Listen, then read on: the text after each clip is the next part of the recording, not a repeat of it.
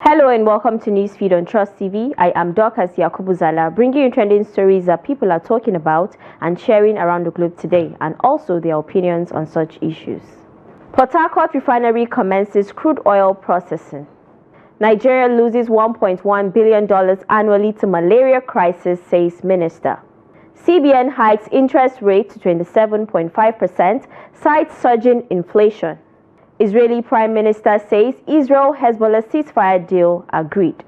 Now, top on what's trending, the Port Harcourt Refining Company, PHRC Limited in Rivers State, has commenced crude oil processing. This is according to the Chief Corporate Communications Officer of the Nigeria National Petroleum Company Limited, NNPCL, Femi Shoneye. Shoneye said truck loading commenced on Tuesday, adding that the NNPCL is also working tirelessly to bring the Warri refinery back online soon. Tuesday's move ends a series of failed deadlines for the commencement of production at the refinery in Nigeria's oil-rich Rivers State. Upon his resumption of office in August 2023, the Minister of State for Petroleum Resources, Heineken Lopobri, said the Port Harcourt refinery would be back on stream in December of that year. In March of the following year, the Group Managing Director of the Nigeria National Petroleum Company Limited, NNPCL, Mele Kyari, said the refinery will begin production in April. And now to the reaction. The first one says, then let there be total reduction on our fuel price. 500 naira a litre will be reasonable. The next one says, it's a good news and shouldn't be undermined for any reasons. Kudos to all that made it a reality. I hope the entire nation enjoys the benefit from this awaited vision. And the last reaction from this story, of course it will work, just because there is now a worthy competitor, Dangote. Now, still talking about the refinery, the Nigerian National Petroleum Corporation Limited, NNPCL, has advised Nigerians to concentrate on the enormous progress made in bringing the Port Harcourt refinery online and steer clear of malicious claims that it is not producing refined product. We urge Nigerians to focus on the remarkable achievements being realized under the able and progressive leadership of President Bola Tinubu GCFR and to support efforts aimed at delivering more dividends to the nation. Malicious attacks on clear progress only undermines the significant strides made by the NNPC Limited and the country. Statement by the company spokesperson Olufemi Shoneye read hours after announcing the commencement of production operations on Tuesday. Now, reacting to that, a user with the name Freeman Official alleged, same refinery they said can't work. How come it's now working overnight? The next one says, but we like to focus on consistency, sir. And the last one reads, you are not importing and no landing costs, no insurance. So how much per litre is what we are now interested in? The Central Bank of Nigeria, CBN, has raised the monetary policy rate MPR to 27.50% from 27.25% as part of efforts to combat surging inflation.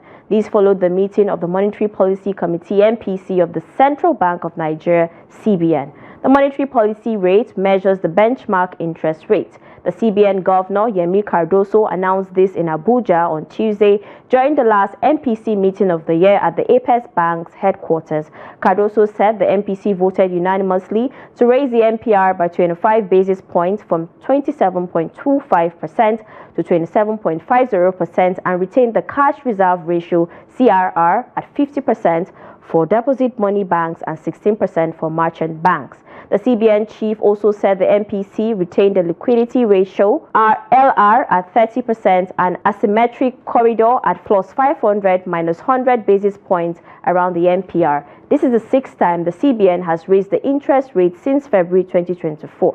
Now, reacting to that, a netizen said, why are we unable to understand that Western traditional economic methods of curbing inflation does not work in Nigeria? We need a localized approach to solve this crisis. The next one is from one Dr. Oladeji Akinola. Many lives have been shortened because of your regular interest rate increment. Some business owners are nursing strokes now. Don't worry. Continue. God will surely judge. And the last from this story is from one Francis_Okoli. I thought he said it would be single digit in December. Next one was trending. Nigeria's gross domestic product (GDP) has grown by 3.46% in real terms in the third quarter of 2024 on a year-on-year basis. This is according to a Monday GDP report published by the National Bureau of Statistics (NBS), which showed that the growth represents a 3.19% increase from the one recorded in the second quarter of 2024. The NBS said the growth in the GDP was driven mainly by the services sector. It said the sector had a growth rate of 5.19% and contributed 53.58% to the aggregate GDP, underscoring its increasing importance in the country's economy. Now, reacting to that, a netizen with the name Dr. Alban Official wrote, "This doesn't translate to the poverty in the land. What of the hunger domestic product? What is the hunger index? Please, let's stop deceiving ourselves." Davido was right. The next one says, "Slow and steady wins the race. Nigeria shall be great. God bless Nigeria." And the next one is from one Lord Mayor, "But people are dying of hunger and GDP is growing. Who is deceiving who?" Next one was trending. The federal government has vowed to eliminate malaria following a loss of $1.1 billion annually to the health crisis. Professor Muhammad Ali Patey, the Coordinating Minister for Health and Social Welfare, made this declaration at the inaugural meeting of the Advisory on Malaria Elimination in Nigeria, held in Abuja. He described malaria as not just a health crisis, but also an economic and developmental emergency that must be eliminated. In his remarks, the coordinating minister stated that the federal government is resolute in its commitment to eliminate malaria. The launch of an advisory body, he pointed out, is therefore a bold and decisive step to confront and address a wicked problem that has undermined the health and economic growth of the country. Now, reacting to that, a netizen said, "Is there any hospital in Nigeria where malaria is treated for free? The answer is no. So where was this money spent?" Next one reads, "How malaria where we dey treat make Nigeria lose? Another office to beg money from abroad don't open again." And the next one, "Mr. Health Minister, how much do we lose as a country for not having functional hospitals at the federal levels like LUTH, UCH, Abuja National Hospital, also at local government levels like the maternity clinic, etc. When it comes to pregnant women mortality during childbirth, what is the cost? In a country that has established the danger of malaria to the society, by now, malaria treatment should be more accessible than election ballot paper." Now let's go on a quick break. We'll be back in no time, to stay with us. Welcome back. In case you're just joining us, you're watching Newsfeed on Trust TV. Now, Kano State Public Complaints and Anti-Corruption Agency has sealed a warehouse where 16,600 bags of rice worth over 1 billion naira meant for the federal government palliative are being repackaged for sale. The rice palliative, suspected to have been released during last year's Ramadan Kareem and tagged not for sale, carries the picture of President Bola Tinubu. The facility, which is located on Ring Road in Nasarawa local government area, was sealed during an operation led by the executive chairman of the agency, Muhui Rimin Gado, on Tuesday, November 26, 2024. Speaking to newsmen shortly after conducting the operation, Rimengado said the warehouse was stockpiled with 28 trucks of the rice allegedly diverted by some individuals found rebagging the commodity. He said the rice was rebagged into different brands meant to be circulated and sold in different markets in the state. The chairman noted that one person had been arrested in connection with the matter, while investigation will commence to fish out those behind the scam. Now, the first reaction on this story reads, "Who owns the warehouse and why aren't you mentioning their names?"